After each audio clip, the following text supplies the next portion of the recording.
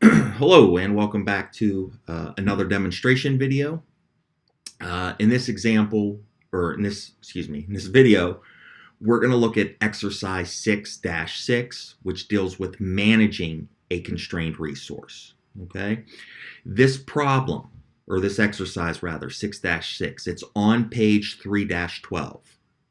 So, or I'm sorry, it's on page 312. So please open up your book, make sure you're looking at the exercise as we go through this. Okay, so what are the facts of the case, right?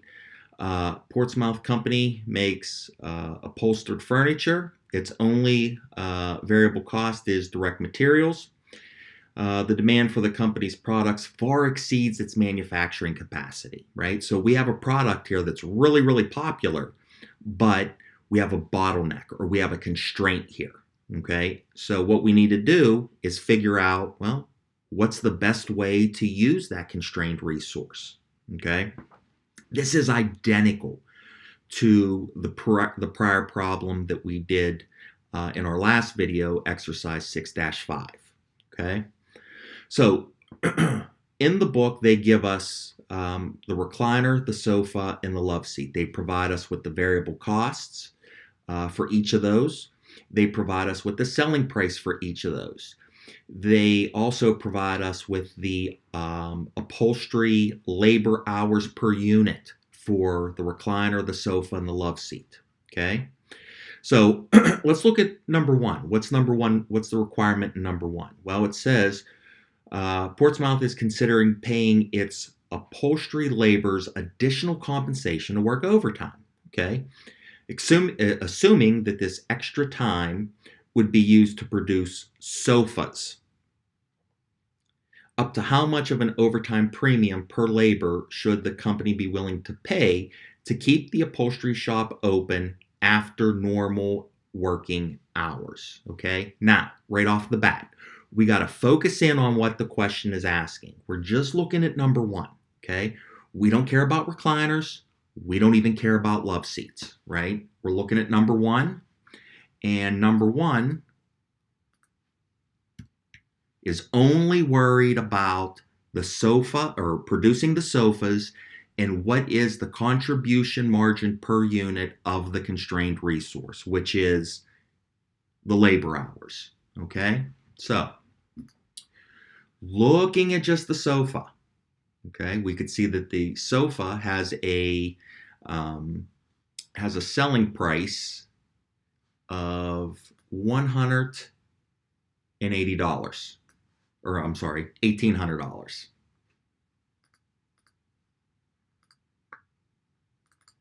Okay, so we're going to take our selling price, $1,800. We know that the variable cost per unit is $1,200.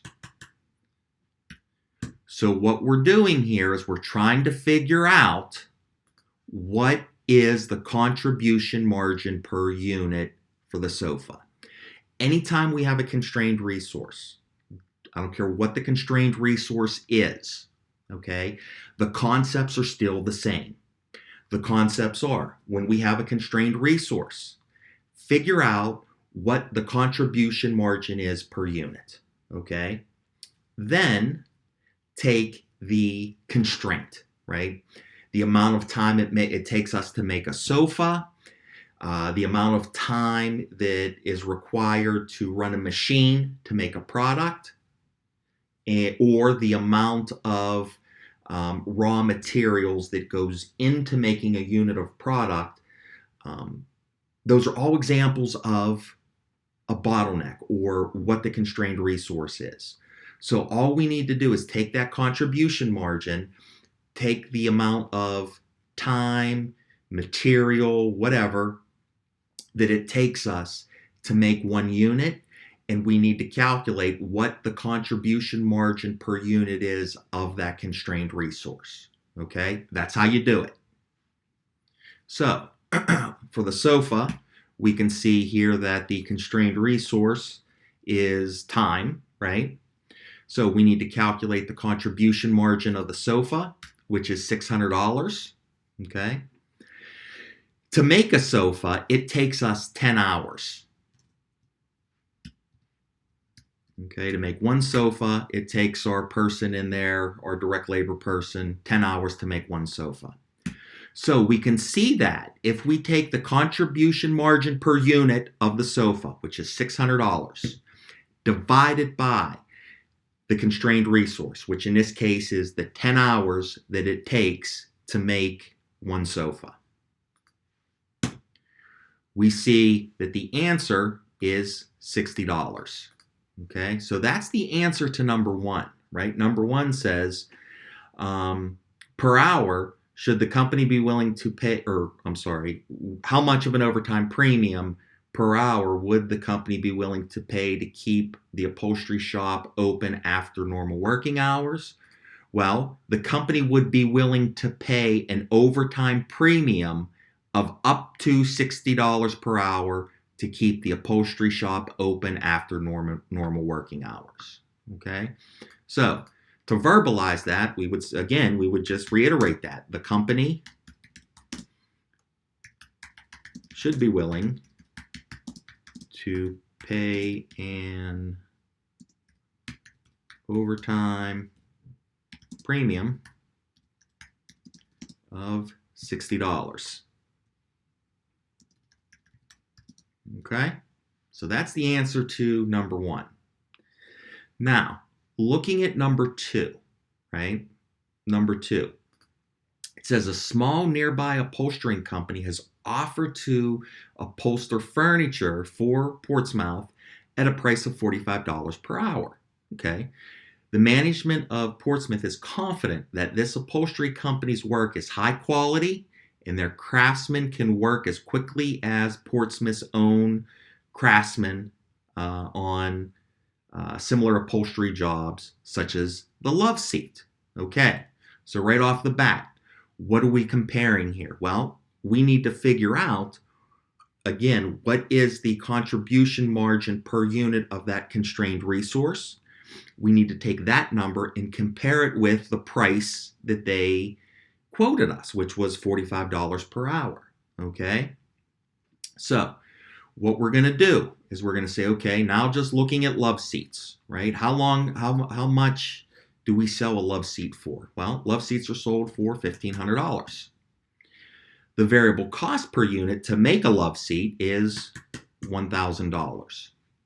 We see here that the contribution margin for the love seat is $500. Okay. Now, the next thing we need to do is figure out what's the shop time required to make one unit. Well, there's nothing to figure out. The problem gives us the data. They say that to make a love seat, it takes 5 hours. So we're going to plug that in. 5 hours. Okay. So the constrained resource is the time, right? But we're comparing that with outsourcing, right? We're gonna make the love seats, but to in order for us to accommodate the sales volume that's coming in, we might outsource. Okay, so if we divide the contribution margin of the love seat by the shop time required to make a unit, which is 5 hours, we get $100 per hour. Okay, so that's the contribution margin per the unit of constrained resource, right?